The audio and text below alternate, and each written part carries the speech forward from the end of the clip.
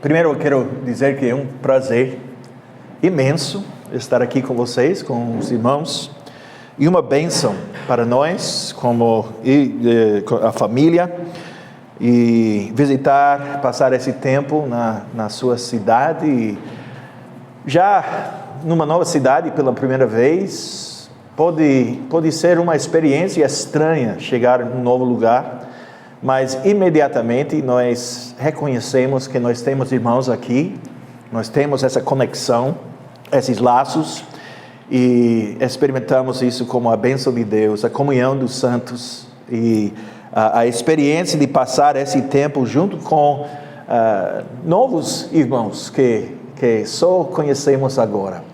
Então, como eu disse, é uma bênção estar aqui com vocês. E fui convidado para falar sobre essa questão, como o pastor Ilenay disse, sobre o que a igreja aprendeu ou tem que aprender da nossa experiência nos últimos anos com a situação de Covid. Então eu vou falar sobre essa questão hoje. Amanhã eu vou falar sobre educação domiciliar. Mas hoje, focando nossa atenção em Covid. E parece que Covid é uma coisa do passado agora. Já passou. Nós, como indivíduos, como sociedades, nós passamos por momentos muito difíceis nos últimos anos. E há muita atenção prestada especificamente às dificuldades econômicas. Com certeza, as economias em toda a parte do mundo sofreram muito nos últimos anos. Não como resultado de uma pandemia em si, mas como resultado de respostas irracionais que levou a muitos danos econômicos ao redor do mundo. Até aqui no Brasil, no Canadá, no meu país, em outros países também. Mas nós sabemos que, apesar do pensamento popular, pensando no ser humano como somente em termos econômicos, nós sabemos que a economia não é a coisa mais importante. Problemas econômicos não são os maiores problemas que enfrentamos nessa situação, porque foi a igreja em particular que sofreu muito. O que começou como medidas temporárias, 2 semanas para achatar a curva. Nós ouvimos aquela expressão, 2 semanas para proteger nosso sistema de saúde pública. Tornou-se medidas quase permanentes, pareceu, com decretos sendo implementados, atualizados, alterados, prolongados. Até pareceu, num momento que não haveria fim à vista. E durante o evento Covid, eu vou falar sobre o evento Covid, não vou falar sobre a pandemia de Covid, porque usando a definição histórica de pandemia, não houve uma pandemia na verdade. Então a igreja durante essa época foi submetida a uma grande pressão. As divisões cresceram nas congregações e também nas denominações, as confederações de igrejas. E as divisões que já existiam foram apenas pioradas. Pois alguns argumentavam que a igreja deveria enfrentar a tirania invasora, enquanto outros argumentavam que a igreja deveria se submeter às autoridades e governantes instituídas por Deus. Então, eu vou falar agora sobre o que a igreja aprendeu, ou deveria aprender com a experiência de Covid. E alguns podem até questionar se esse tópico deve ser abordado, na verdade. Eu não estou familiarizado com a situação de vocês, dessa congregação, ou as congregações que vocês ficam parte, mas como vocês lidaram com Covid nos últimos anos. Mas eu sei que muitos cristãos, igrejas e conselhos de igrejas, líderes das igrejas, argumenta que devemos deixar esses eventos no passado, seguir em frente, esquecer o que aconteceu, foi tão ruim. Porque eles dizem, abordar essas questões novamente apenas vai abrir velhas feridas. Pode levar à divisão, pode levar à falta de unidade. E no mundo evangélico da América do Norte, eu tenho conhecimento específico daquele mundo, obviamente, muitas vozes proeminentes pediram uma anistia de Covid, dizendo que houve erros cometidos nos dois lados do argumento e deveríamos apenas seguir em frente e deixar esses eventos infelizes no passado e não continuar batendo o mesmo antigo tambor. Mas claramente eu não acho essa abordagem sábia. Na verdade, eu acredito que essa abordagem é exatamente a abordagem errada a ser adotada. Na verdade, é uma abordagem destrutiva para a saúde da igreja a longo prazo. Nós podemos encobrir diferenças de opinião, podemos dizer que continuamos a manter a paz e tranquilidade na igreja, e podemos fazer isso somente se evitarmos falar sobre essas questões. Mas isso é equivalente, eu argumento, equivalente ao que o profeta Ezequiel falou, quando ele pregou sobre o que os falsos profetas da sua época estavam fazendo. Porque o que eles estavam fazendo? Eles estavam pregando a paz quando não havia paz. Eles estavam cobrindo, Ezequiel disse, cobrindo as rachaduras nas paredes com cal, em vez de consertá-las para que permanecessem fortes o suficiente para resistir às tempestades. Então, quando nós não lidamos com essas dificuldades, essas questões, quando tentamos evitar falar sobre elas, supostamente em nome da paz, o tipo de paz que alcançamos no final não é paz real, porque não lida com o cerne do problema. E além disso, nós precisamos aprender das nossas experiências passadas. Nós precisamos aprender, como se dizem, aprender com a história. Uma expressão que diz que quem não se lembra da história, ou quem não aprende com a história, está destinado a repeti-la. Então muitos pensam que eventos como os que tivemos de enfrentar nos últimos 3 anos, não acontecerão novamente. Nós já superamos isso, passamos por isso, não vai acontecer de novo. Não precisamos mais nos preocupar com essa questão. As coisas voltaram ao normal, então nós podemos deixar o passado para trás. Mas essa é uma maneira errada de ver as coisas. Qualquer que seja a história ou evento, nós temos que lembrar e temos que aprender da história.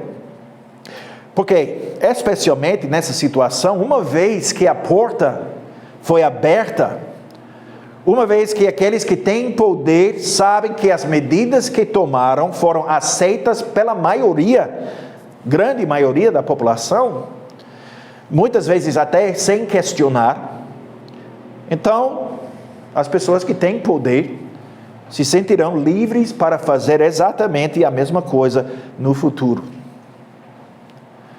Então, se a maioria aceitou o que eu diria foi o roubo dos seus direitos, das suas liberdades, por causa de medo, por causa de cautela, ou simplesmente por causa de uma atitude passiva, então pode-se esperar que as mesmas medidas sejam tomadas novamente no futuro. E as evidências mostram que é exatamente isso que está acontecendo. A experiência mostra que vai, sem dúvida, acontecer no futuro as mesmas coisas que aconteceram no passado. Por exemplo, só para dar um exemplo, em algumas cidades na Inglaterra, atualmente, estão discutindo a implementação de lockdown climático. Fechar o trânsito, não permitir que as pessoas dirijam num dia da semana, para minimizar as emissões do carbono. Então, é uma discussão em algumas cidades na Inglaterra. E eu tenho uma pergunta para vocês. Que dia da semana vocês acham que eles escolheram como o dia em que essas medidas seriam tomadas? É o domingo, claro. Então, vai prejudicar quem? Vai prejudicar os cristãos e a igreja, de novo. E agora eu mencionei que a igreja sofreu muito durante a situação de Covid. E é verdade, houve muito sofrimento. Mas temos que lembrar que quando o Senhor nos coloca em situações difíceis, quando Ele nos coloca em lugares onde nós temos que enfrentar o sofrimento, Ele está fazendo isso, Ele está nos disciplinando. Nenhuma disciplina é agradável na hora em que é administrada. O autor da carta aos Hebreus, ele disse isso muito bem. Mas a experiência da Covid foi uma experiência destinada a nosso benefício. E temos que lembrar isso. Então, deve nos forçar a lidar com questões com as quais talvez nunca tenhamos lidado antes em nossas vidas, em nossa geração.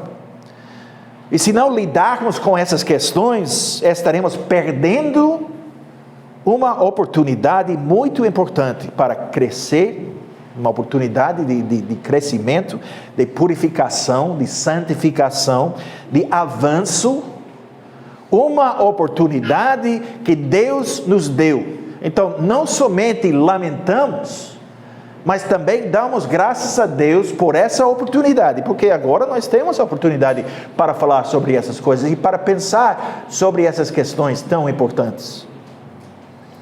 Então, se não lidarmos com essas questões, estamos somente desperdiçando esse tempo de sofrimento e nada de bom sairá disso. Então, o que aprendemos? Em primeiro lugar, nós aprendemos que nossos líderes políticos não pensam, geralmente falando, não pensam na igreja como uma instituição única e especial, não mais. Uma instituição ordenada por Deus que tem um caráter completamente diferente do que de todas as outras organizações e instituições da sociedade. As igrejas não foram, na melhor das hipóteses, tratadas de maneira diferente de qualquer outra organização quando as restrições foram implementadas. Em alguns lugares, as igrejas foram tratadas com ainda mais severidade do que outras organizações, empresas, e as igrejas foram forçadas a fechar suas portas, enquanto outras empresas, outras atividades foram autorizadas a permanecer abertas, funcionando abertamente, livremente. E isso foi especialmente óbvio nos Estados Unidos. Também em outros lugares, mas os Estados Unidos, eu acho que o exemplo é mais conhecido, onde durante o tempo de Covid, grandes manifestações ocorreram, sem problema, sem pânico na parte das autoridades, sem pensar que agora essa doença vai espalhar e todo mundo vai morrer, enquanto ao mesmo tempo os cultos de adoração nas igrejas foram proibidos por causa do suposto perigo. Naquelas situações, pareceu como se somente nos bancos da igreja o vírus espalhou. Não nas estradas, onde milhares das pessoas estavam reunidas para gritar naquela ocasião, especificamente sobre vidas negras e como se importam. Houve uma completa falta de coerência nisso. Mas muitos não reconheceram isso. O importante papel que a igreja pode desempenhar em tempos de sofrimento e dificuldade foi completamente esquecido.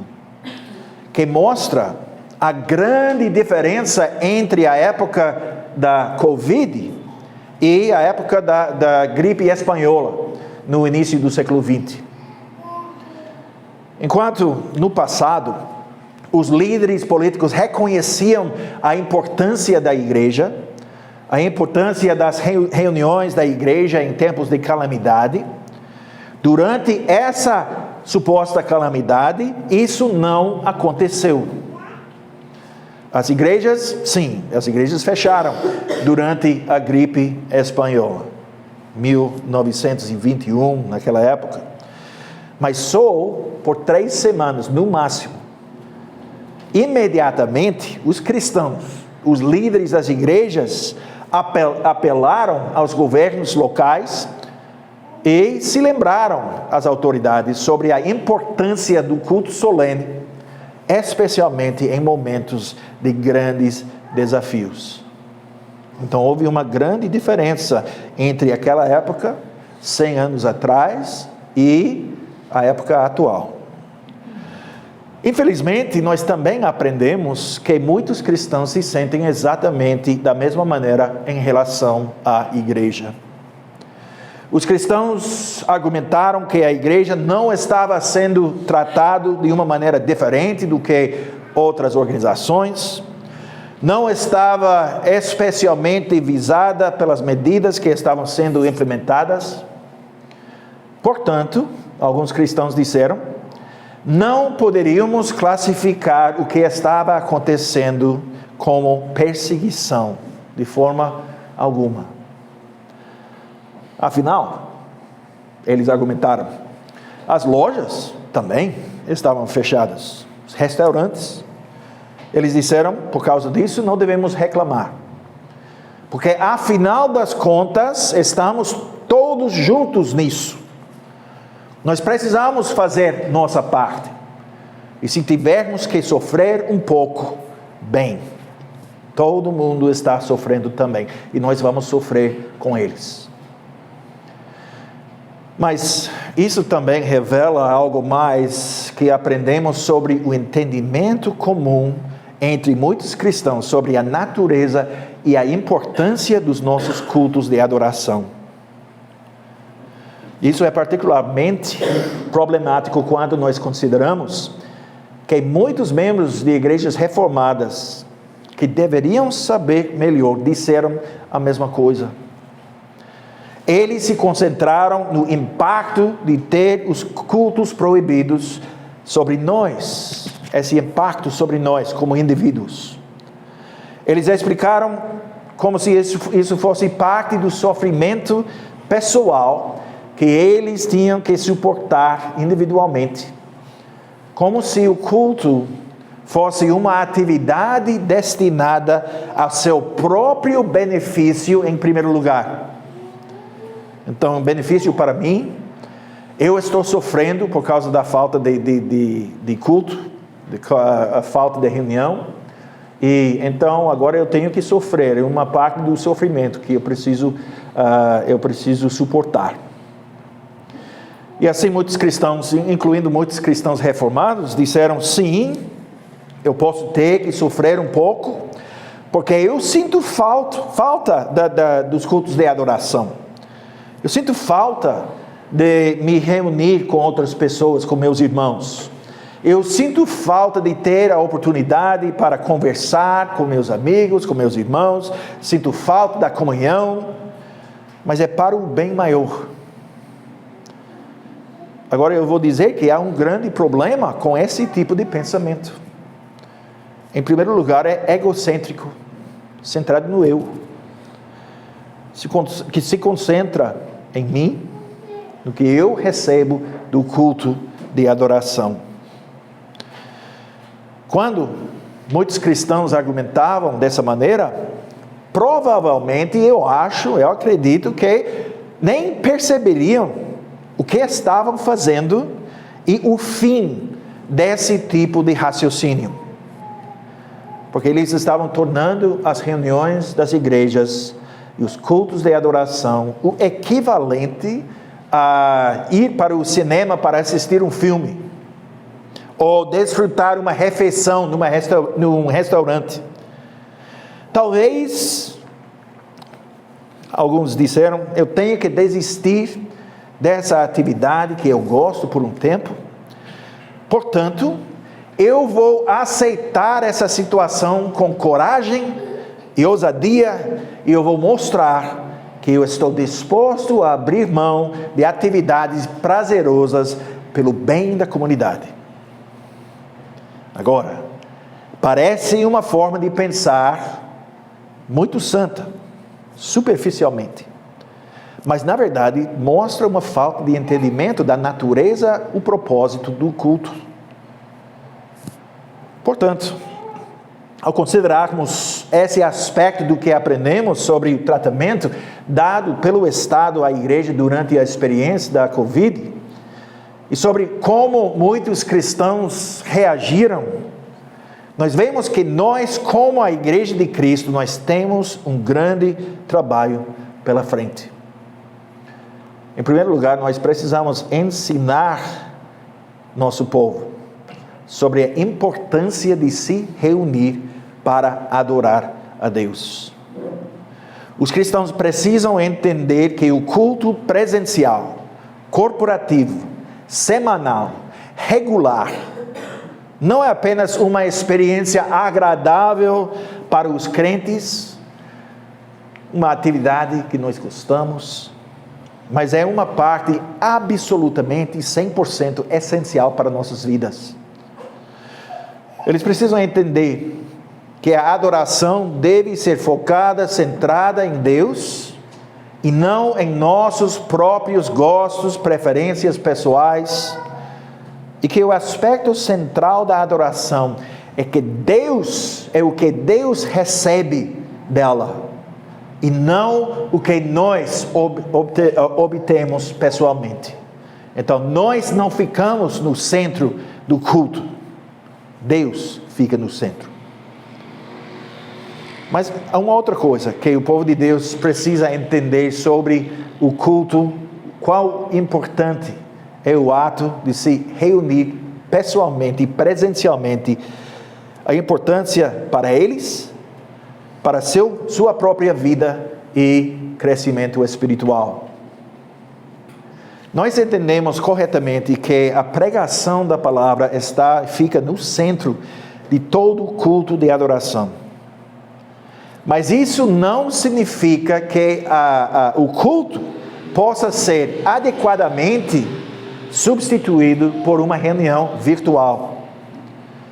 Porque há muito mais em nossas reuniões de adoração do que simplesmente ouvir um sermão. É muito mais. Nós lemos sobre isso em Hebreus capítulo 10, e versículos 23 a 25. Hebreus 10, 23 a 25, uma passagem muito importante.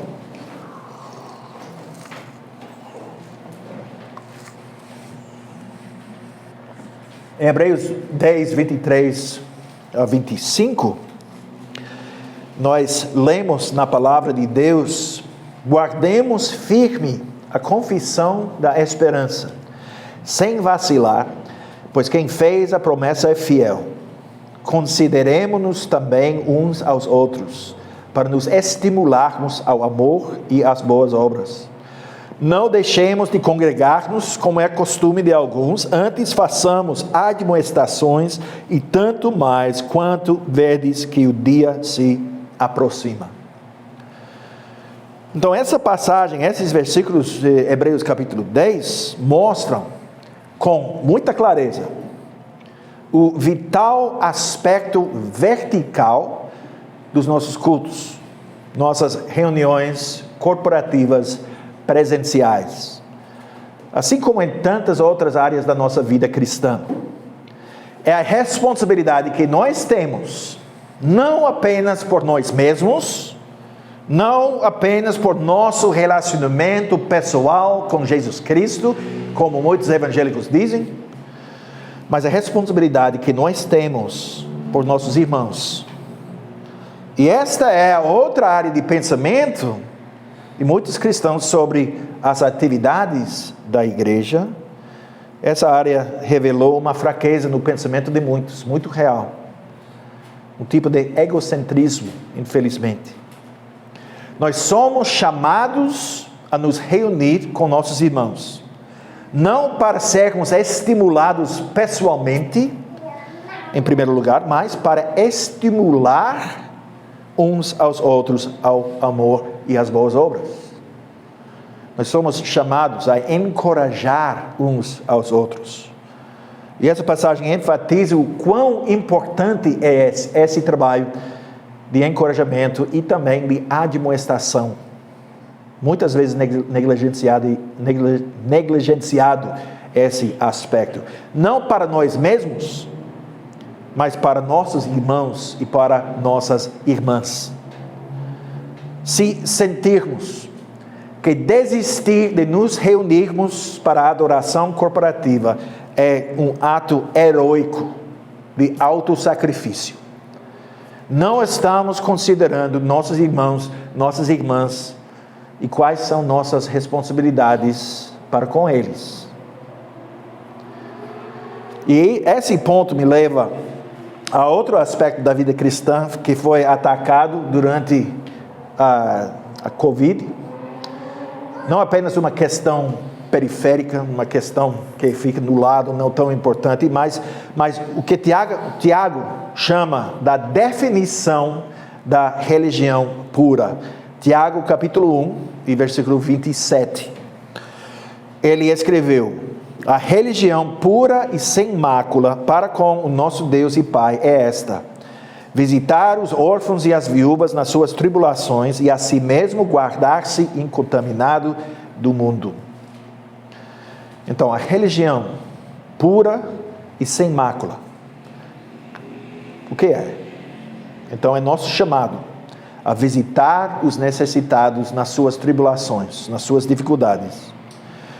Nós somos chamados a estar presentes para eles. E Tiago, ele fala especificamente sobre órfãos e viúvas, mas podemos incluir também outros grupos. Podemos incluir os idosos, os pobres, os solitários, pessoas com deficiência mental, deficiência física, irmãos e irmãs que estão sofrendo de qualquer maneira. Todos são incluídos nesse grupo. Então, esta é uma das responsabilidades centrais que temos como o povo de Deus, que Deus nos deu, como seguidores de Jesus Cristo. Porque o próprio Senhor Jesus, ele falou sobre isso em Mateus capítulo 25, ele disse: porque tive fome e me destes de comer, tive sede e me destes de beber, era forasteiro e me hospedastes, estava nu e me vestistes, enfermo e me visitastes, preso e fostes ver-me.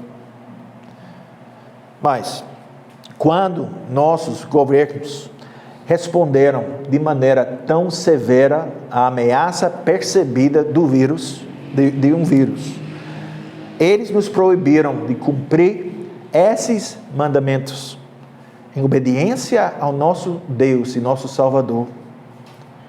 Não nos foi permitido visitar órfãos e viúvas em suas aflições. Na América do Norte, muitos idosos vivem em asilos, inclusive muitos de nossos irmãos e irmãs idosos. E esta é uma fraqueza muito grande da igreja na América do Norte. Mas isso é um assunto para uma outra palestra, sobre a honra que devemos mostrar aos idosos. Mas estou usando esse exemplo para dizer que quando as restrições foram implementadas, os filhos desses idosos foram proibidos de visitar seus pais que viviam em asilos, ou que estavam internados em hospitais, outros lugares. Os idosos na época literalmente morriam de solidão e teriam feito qualquer coisa para ter contato pessoal com seus entes queridos, mesmo que isso significasse que eles supostamente correriam algum risco. Os idosos valorizavam o cuidado dos seus entes queridos e a presença da sua família, mais do que valorizavam a extensão da sua própria vida, que mostra a necessidade e a importância disso, esse tipo de carinho, esse tipo de amor, estando presente para nossos irmãos. Também, os presbíteros da igreja foram proibidos de fazer visitas domiciliares, outra atividade essencial na vida da igreja. As famílias foram proibidas de se visitarem. Os solitários ficaram até mais solitários. As taxas de suicídio, abuso de drogas, overdoses, continuaram a subir à medida que as restrições continuavam. Não nos foi permitido chorar com os que choram, nem alegrar-nos com aqueles que estavam se alegrando. O Estado estava ativamente nos impedindo de obedecer positivamente aos mandamentos de Deus. Infelizmente, muitos cristãos viraram as palavras dos apóstolos Pedro e João em Atos 4, de cabeça para baixo. Pedro e João, disseram, quando os líderes dos judeus tentaram proibir a obediência a Deus, eles disseram: julgai se é justo diante de Deus ouvir-vos antes a vós outros do que a Deus. Pois nós não podemos deixar de falar das coisas que vimos e ouvimos. Atos capítulo 4. Em vez de dizer algo assim, muitos cristãos, infelizmente, disseram: mais importante obedecer ao homem do que a Deus. E quanto ao quinto mandamento, temos que falar sobre o quinto mandamento e o lugar do quinto mandamento. Nos últimos anos, a igreja tinha que pensar muito sobre o quinto mandamento, o que significa esse mandamento no sentido mais amplo. O que significa para nós honrar as autoridades governamentais? Onde nós podemos traçar a linha quando se trata da desobediência civil? Em que ponto nós podemos dizer que podemos, em sã consciência, desobedecer os decretos do Estado? No dia do Senhor 39 do Catecismo de Heidelberg, pergunta 104, diz, a pergunta é, o que Deus exige no quinto mandamento? E a resposta é que eu demonstre toda honra, amor e fidelidade a meu pai e a minha mãe, e a todos os meus superiores, que eu me submeta devidamente às suas boas instrução e disciplina, e que também seja paciente com as suas fraquezas e defeitos, pois é a vontade de Deus nos governar pelas mãos deles. Então é o que nós, como a Igreja Reformada, nós confessamos. Mas em conexão, vou falar mais sobre isso, mas em conexão com o quinto mandamento, houve também muita discussão sobre o significado em Romanos capítulo 13, versículos 1 a 4. Então, em Romanos 13, 1 a 4, nós lemos: todo homem esteja sujeito às autoridades superiores, porque não há autoridade que não proceda de Deus, e as autoridades que existem foram por ele instituídas. De modo que aquele que se opõe à autoridade resiste à ordenação de Deus, e os que resistem trarão sobre si mesmos condenação. Porque os magistrados não são para temor quando se faz o bem, e sim quando se faz o mal. Queres tu não temer a autoridade? Faze o bem e traz louvor dela, visto que a autoridade é ministro de Deus para teu bem. Entretanto, se fizeres o mal, teme, porque não é sem motivo que ela traz a espada, pois é ministro de Deus, vingador, para castigar o que pratica o mal. Mas quando nós pensamos em Romanos 13, esses versículos tão importantes, e que receberam muita atenção, há muitas coisas que nós precisamos pensar. Então, nós precisamos, em primeiro lugar, perguntar se Romanos 13 é uma proibição absoluta de desobediência civil. Ou existem circunstâncias em que possamos desobedecer às autoridades governamentais. Claramente, a resposta a essa pergunta é sim. Há circunstâncias. Nossos antepassados, na fé reformada, eles reconheceram isso. E mesmo aqueles que estavam dizendo que nossa única responsabilidade naquele momento era obedecer aos nossos líderes, submeter-nos a eles e orar por eles, concordariam nisso. Vai chegar um momento em que teríamos que desobedecer às autoridades. Mas para entender quando é necessário fazer isso, nós precisamos entender também e olhar para o contexto. Sempre uma regra da interpretação da Escritura temos que olhar para o contexto da passagem. Então, o contexto de Romanos 13 inclui Romanos 12, claro. Romanos 12, versículo 18, que diz: se possível, quanto depender de vós, tende paz com todos os homens. Agora, duas expressões nesse versículo que são muito importantes, que eu vou destacar. Primeiro, se possível. Isso significa que nem sempre será possível viver pacificamente com todos. Se possível, tende paz com todos os homens. Quanto depender de vós. Outra expressão importante. Isso significa que haverá coisas que outras pessoas vão fazer que tornarão impossível essa vida pacífica. Então, se possível, quanto depender de vós, tende paz com todos os homens. Então, é um contexto que mostra qualificações importantes. Nós temos que olhar também para o contexto mais amplo de toda a Escritura. E temos que olhar para os exemplos na história da redenção. Podemos pensar, por exemplo, em Daniel. Dario, ele assina um decreto proibindo a oração a qualquer um menos dele. E o que Daniel fez? O que ele faz? Ele desobedece. E não somente desobedece, ele desobedece abertamente, obviamente.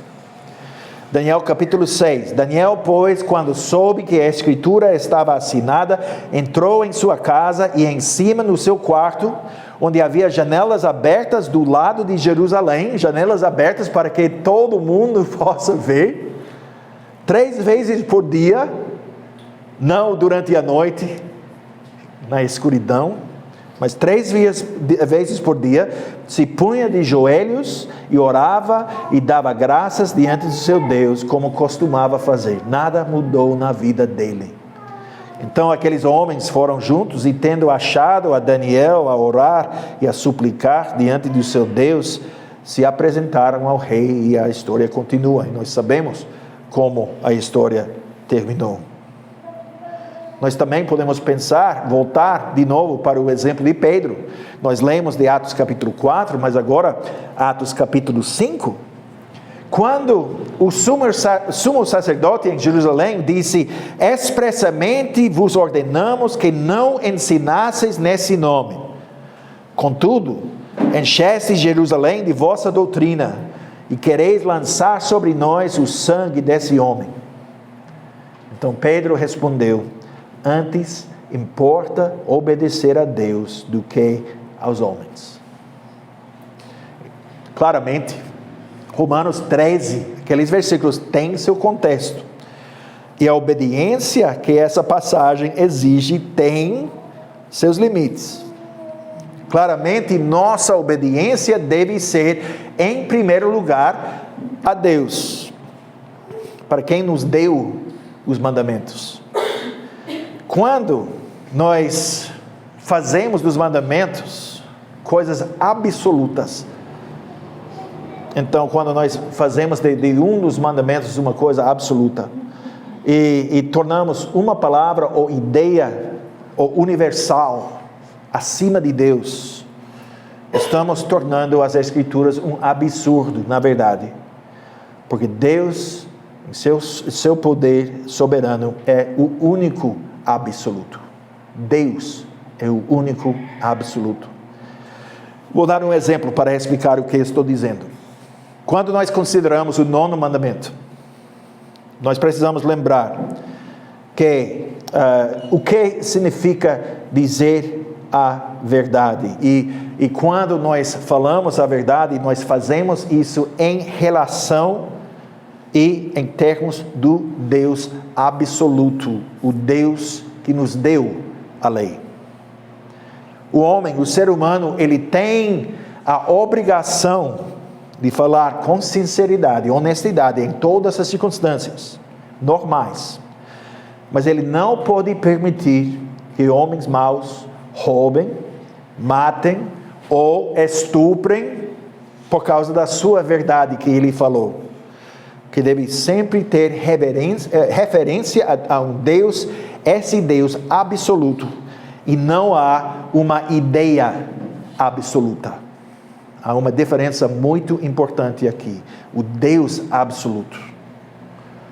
Então, quando o governo diz não se reúnem em grupos, nós devemos julgar o que o governo está dizendo. Nós devemos fazer a pergunta: o governo está ultrapassando os seus limites? Esses limites dados por Deus? O governo tem boas razões para fazer isso? Temos que julgar. Esse decreto faz sentido? Então, mas não é o ponto final, porque há decretos que não fazem sentido que nós temos que obedecer, de qualquer maneira. Vou dar um exemplo. Eu não sei se tem essa lei aqui, mas eu sei que em Pernambuco há uma lei que diz que quando você vai para o supermercado, não pode colocar as compras no banco traseiro do carro. Porque se houver um acidente, talvez você vai sofrer por causa de, não sei, um mamão que está voando no carro durante o acidente. Então é uma lei que não faz sentido, mas é uma lei que nós temos que obedecer. Porque quando nós obedecemos aquela lei, não estamos sendo forçados a desobedecer a Deus. Claro. Finalmente, a pergunta mais importante é: o governo está exigindo que eu desobedeça a Deus? Porque se for, nosso dever, dado por Deus, é desobedecer. Então essas decisões, como todas as decisões éticas exigem reflexão, discussão, debate. Debate é tão necessário, conversa entre os irmãos. Estudo da palavra de Deus, estudo da história, sem mencionar os outros fatos que entram em jogo quando nós avaliamos o que nossos governantes estão fazendo. Mas o último ponto que eu quero enfatizar, destacar nessa palestra, é que a resposta à Covid foi um reflexo de uma cosmovisão dominante em nosso mundo. E a menos que entendamos essa cosmovisão, como a cosmovisão dominante é antitética à cosmovisão cristã, não seremos capazes de lidar com tais eventos corretamente quando acontecerem de novo. Nem seremos capazes de avaliar o que aconteceu no passado, a resposta da igreja no passado. Em primeiro lugar, nós temos que reconhecer o fato de que essa cosmovisão dominante é cientificista. Eu tenho dificuldades com essa palavra. Cientificista. Porque o que significa isso? Significa que a ciência se tornou o Deus de uma nova religião. E os sumos sacerdotes dessa religião são os cientistas, profissionais médicos, até empresas farmacêuticas, epidemiologistas. Nós ouvimos muitas vezes nos últimos 3 anos que é errado questionar a ciência. A ciência falou, então podemos dizer nas palavras bíblicas, assim diz a ciência, em vez de assim diz o Senhor. Nós, leigos, nós não sabemos o que os especialistas sabem. Devemos confiar nos especialistas. Devemos confiar nos profissionais. E não tentar pesquisar ou descobrir as coisas nós mesmos, ou fazer qualquer tipo de pesquisa. Até artigos foram escritos dizendo não faça isso, não pesquisa. Porque é perigoso fazer isso para o leigo. Então, cosmovisão cientificista. Em segundo lugar, essa cosmovisão é materialista. E materialismo, nesse sentido, significa que não há nada que existe além do físico. Então, esse mundo físico é tudo que existe. E porque essa vida é tudo que existe, nós devemos a todo custo proteger nossas vidas físicas. Porque não há nada além dessa vida para esperar. Então, essa vida significa tudo. Como a eternidade, a vida eterna não existem, conforme essa cosmovisão. Não há ideia de que exista algo maior do que nossa vida física individual, ou algum propósito maior que fomos chamados a cumprir. Em terceiro lugar, então, cientificista, materialista. Terceiro lugar, muito importante, há muita influência hoje em dia em nossa cultura, nossa sociedade, ao redor do mundo, é igual.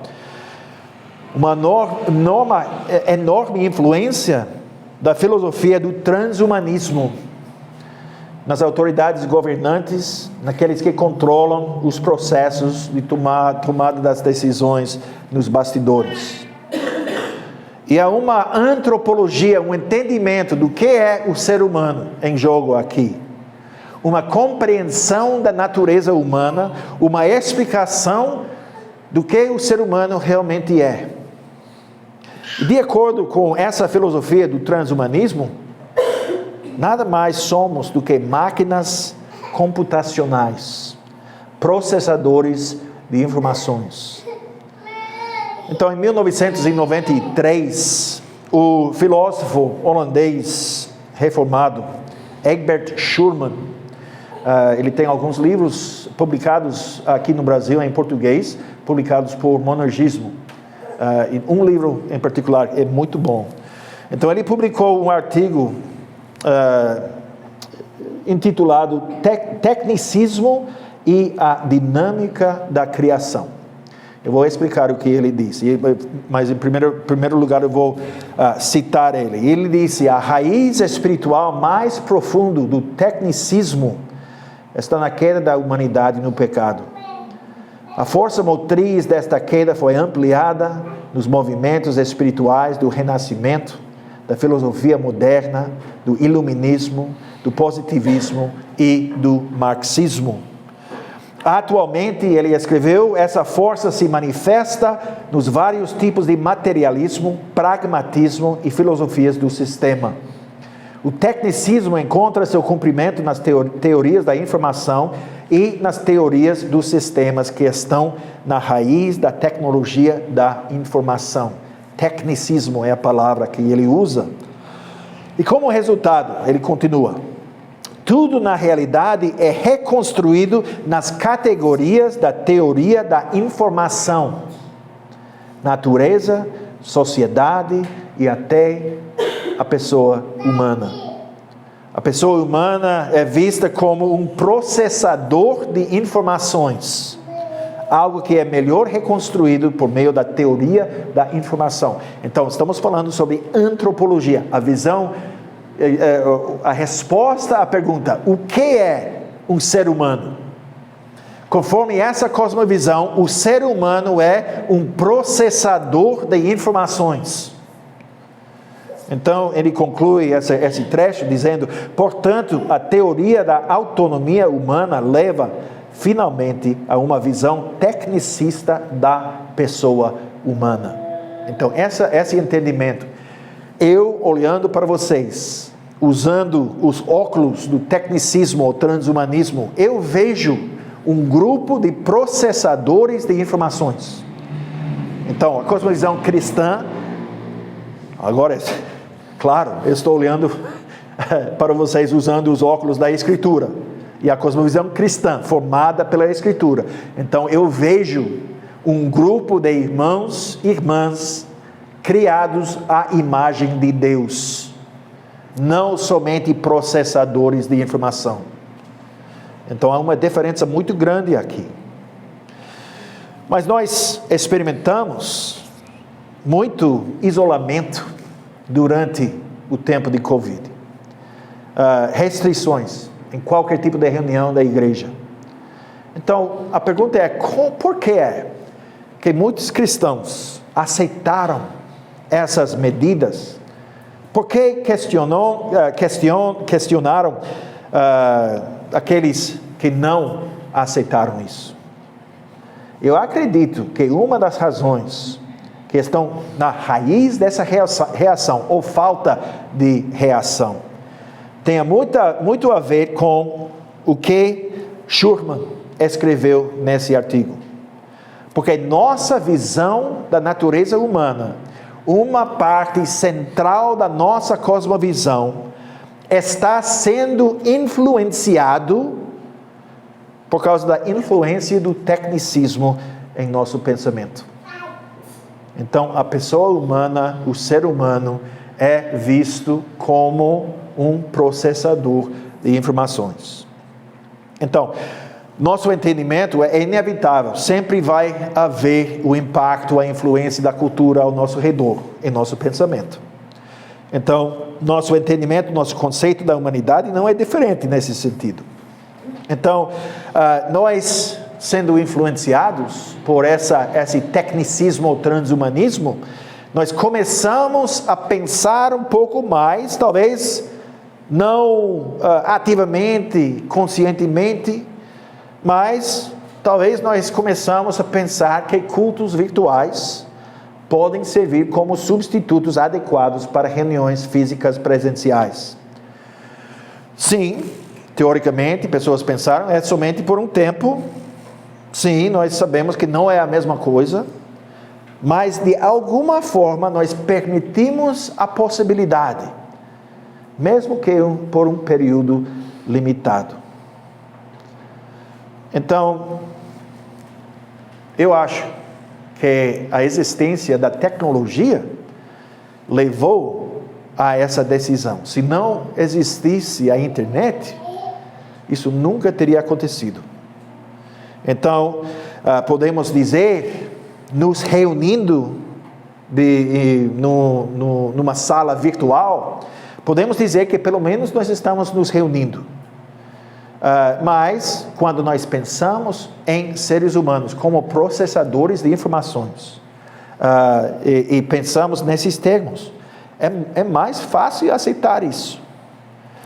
Então, como processadores de informações, nós podemos participar do culto em nossa sala de estar, sem entrar em contato físico com ninguém. Somos processadores de informações, então podemos pensar ou participar nos grupos menores na igreja, o grupo reuniões de oração, podemos fazer isso online.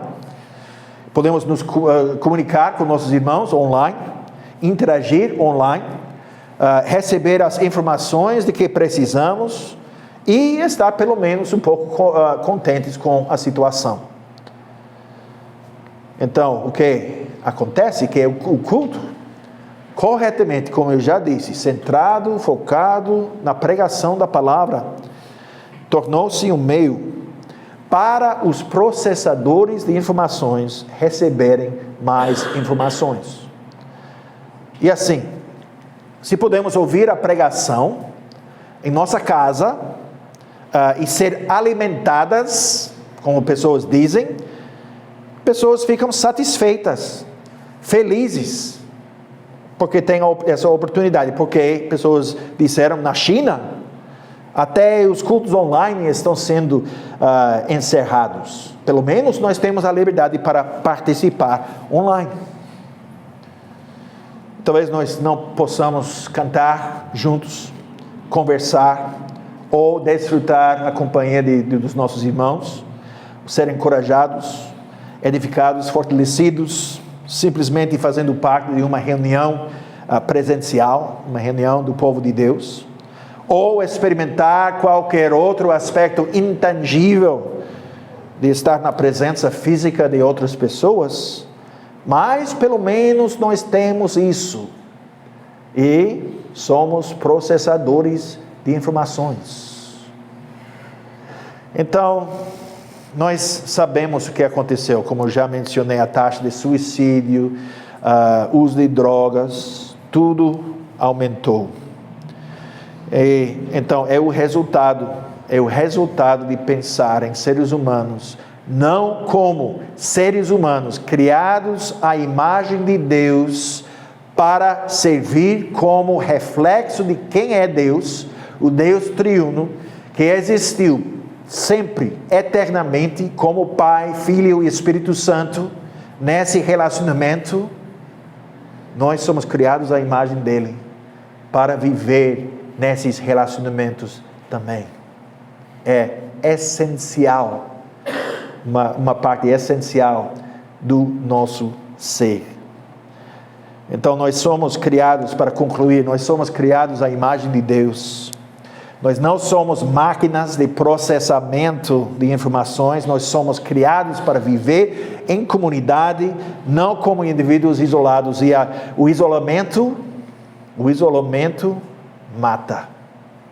E nós temos que reconhecer isso em nosso dia a dia, nós temos que reconhecer isso em nossa vida religiosa, para assim dizer. Não podemos viver sozinhos uma vida solitária. Nós precisamos dos nossos irmãos. Nós não somos também engrenagens da grande máquina da humanidade. Então, nós fomos unidos no ventre da nossa mãe, pelo Deus triuno. Então, por isso, nós somos criados para viver nesses relacionamentos. Não podem ser substituídos pelas ferramentas que nós inventamos. Então, como eu disse no início, Deus estava e está ainda nos ensinando muitas coisas importantes com esse tempo. E eu oro para que nós aprendamos com essa situação, utilizemos essa situação como um momento, como um tempo para crescer, que Deus nos dê a força para permanecer e ficar firmes diante do sistema internacional revolucionário, que realmente é revolucionário, que é a revolução contra Deus, como nós cantamos. Os reis da terra conspirando contra o Senhor e contra o seu ungido. Nós temos que ficar firmes, aprendendo do passado, e não rejeitar, junto com nossa sociedade e a cosmovisão dominante, o entendimento bíblico da humanidade em primeiro lugar. Não adotar um conceito baseado nas crenças dos descrentes sobre quem somos e o propósito da nossa vida e o que nós devemos fazer.